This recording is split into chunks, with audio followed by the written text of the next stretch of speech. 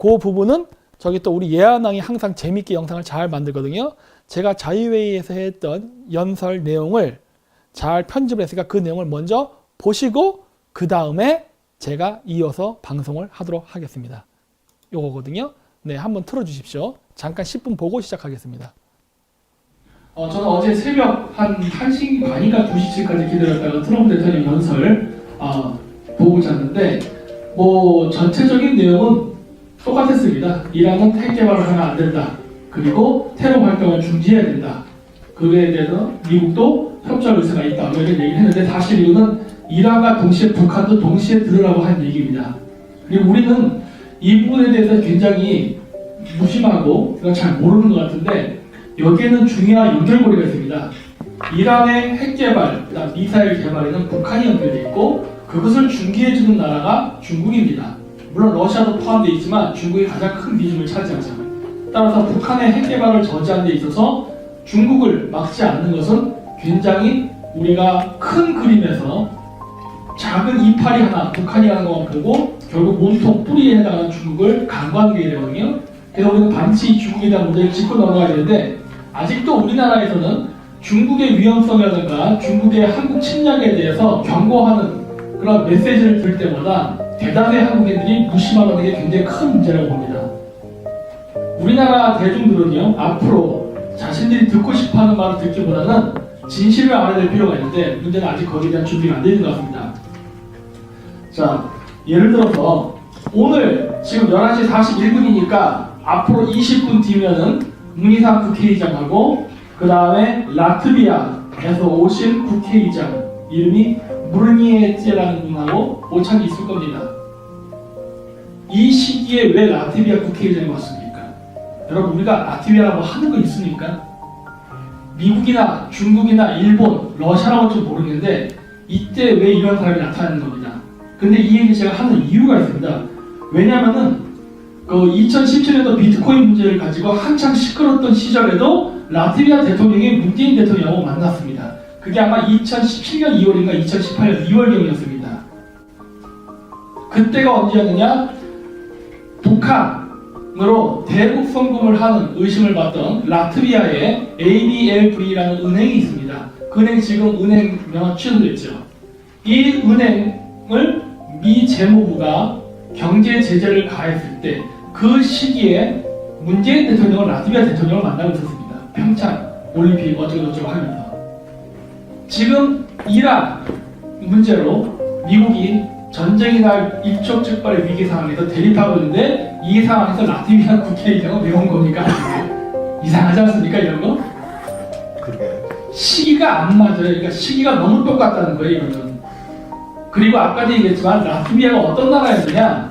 과거 소비에트 시절서부터 KGB 공작 자금이 왔다 갔다 움직였던 은행입니다. 네. 그랬고 당연히 북한도 공산주의 국가였기 때문에 같이 교류했습니다. 그 루트를 통해서 대북 송금이 된 건데 그 루트는 문재인 정부는 어떻게 알았을까요? 난 그것도 신기해요. 네? 여러분 라트비아 아십니까? 모르지 않습니까? 우리 일반인들 라트비아 알 수가 없어요. 한국인들이라면. 발트삼국. 그건 뭐 여기는 다르죠. 여기는 이제 저쪽에서 일하는 분이니까 일반인들 모른단 말이에요.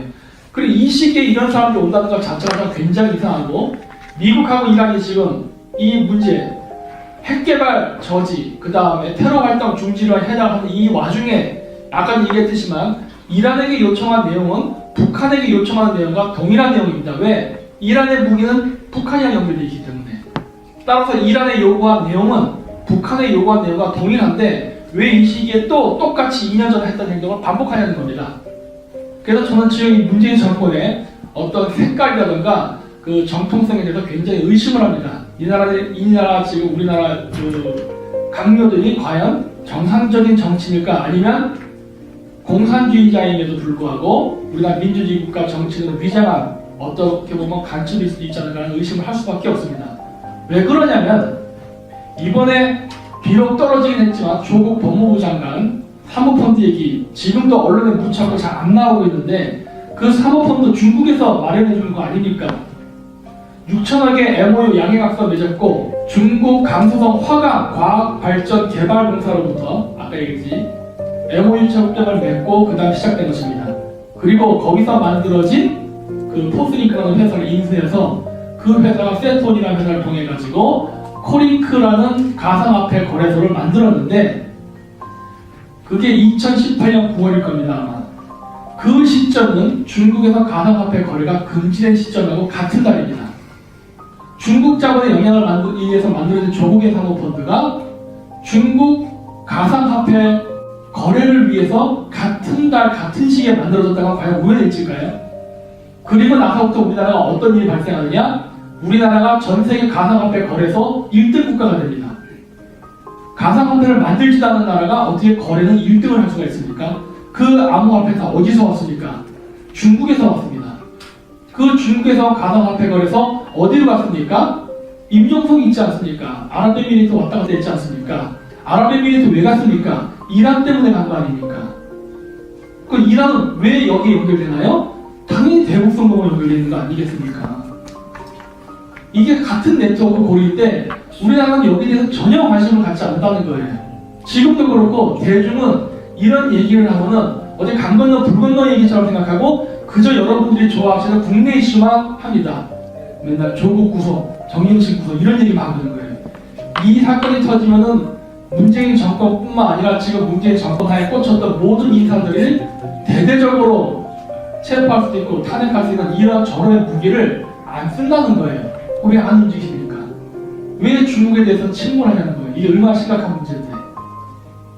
그리고 이 조국 사모펀드 문제는 이걸로만 끝나는 게 아닙니다. 지금 제가 하도 많아갖고 조금씩 정리를 했는데 지금 법무부 장관 조국이 쫓겨났다고 여러분들 승리했다고 생각하시면 안 됩니다. 지금 그 다음 대타로 나오는 사람이 추미애입니다. 추미애는 또 어떤 여자냐? 이 사람 2017년 12월 3일날 중국 북경에서 열렸던 중국 공산당 세계 정당 대회에서 기조연설을 했던 여자입니다. 그거 중국 공산당 당대회예요. 근데 민주당은 거기 왜 갑니까? 민주당이 공산당입니까? 더구나 기조연설까지 했던 사람입니다. 이런 사람이 법무부 장관이 지금 되려고 하는 거예요. 조국도 문제였습니다. 조국도 친중파였지만은 추미애도 친중파예요. 그리고 조국의 사모펀드를 조사하는 사람은 윤석열 검찰총장인데요. 개인적으로 별로 좋아하진 않습니다. 근데 어쨌든 간에 지금 조지고 있죠. 어떤 그림이 보이냐는 겁니다. 이거 숨기려고 하는 거 아니겠습니까? 얘네들은 선거 전까지 죽어도 문재인 정권이 중국과 어떤 작은 커넥션이 있다는 것을 절대 밝히지 않기 위해서 지금 철저하게 어떤 전략과 전술을 펼치는 것 같은데 우리나라 사람들은 특히 우파 쪽 사람들은 여기에 대해서 시선을 돌리지도 않고 전혀 관심도 갖지 않는다는 게 저는 굉장히 신기한 겁니다. 그러면서 무슨 선거를 이기려고 하는지는 이해가 안 돼요. 이런 걸 밝혀야지 뭐를 조사하는 겁니까? 정통성? 그게 뭐가 중요합니까? 전쟁은 이기면 그만인 건데 선거는 이기면 그만인 건데 근데 실질적인 이런 문제에 대해서는 전혀 언급이 안 되고 지금 관심을 안 갖는 게 저는 정말 안타깝습니다. 지금 또 한 가지 이번에 된 걸로 알고 있는데 정세균 씨 국무총리 이번에 된 것 같은데 지금 아직 과정이 있는 것 같은데 이 사람도 문제죠. 이 사람 누굽니까? 이번에 왕이가 우리나라 방문했을 때 친중 정치 인사들 한번 모여갖고 만찬하고 싶다고 했죠? 그때 참가했던 사람 중에 한 명이 정세균입니다. 이 사람이 국무총리 되겠대요. 지금 우리나라 내각이요 전부 친중 인사예요. 정세균, 추미애, 아까 조국, 민정수석 했었죠. 임종석, 물론 주사파이기도 하지만 문재인 예외 아니죠. 페스카마오 때 조선족들 한국 어민들 죽인 거 변호해줬던 사람이죠. 그리고 이번에 탈북자들 전부 다 강제 북송시켜버렸죠. 이 사람 전형적인 친중의 행동을 보이는데 이런 사람들이 지금 모든 우리나라 청와대와 행정부에 다 배치되어 있는데 왜 친중에 대한 얘기를 안 하냐는 겁니다. 이게 우리나라가 친중, 중국의 영향 때문에 그래요. 지금 뉴질랜드, 호주, 미국, 캐나다 지역에 중국 애들이 자신들의 친중 정치인을 받기 위해서 어마어마한 로비를 했답니다. 대만 선거 지금 아시죠? 대만 선거에서 지금 친중 정치인을 지금 당선시키려고 어떤 짓을 하고 있는지 한국은 안 그럴 거라고 보십니까?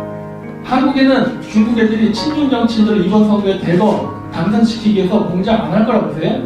그 공작의 대상이 단순히 민주당, 정의당일 것만 보십니까? 자유한국당은 그 공작 대상에서 예외가 된다고 보세요? 왜 우리나라가 이게 안 될까 하는 겁니다. 따라서 저는 오늘 이 자리를 빌려서 다시 한번 말씀드리고 싶은 것은 우리나라 사람들은 지금 중국의 영향력에 대해서 반드시 인지를 하시고 여러분들이 정권을 바꾼다고 해서 새 세상에 오지 않습니다. 미국은 지금 중국과 전쟁을 하고 있는데 중국과 전쟁하는 이 와중에 여러분들이 생각하는 우파라는 정치인이 친중 정치인이라면 미국은 절대 한국하고 손잡지 않습니다. 네, 이상을 마치도록 하겠습니다.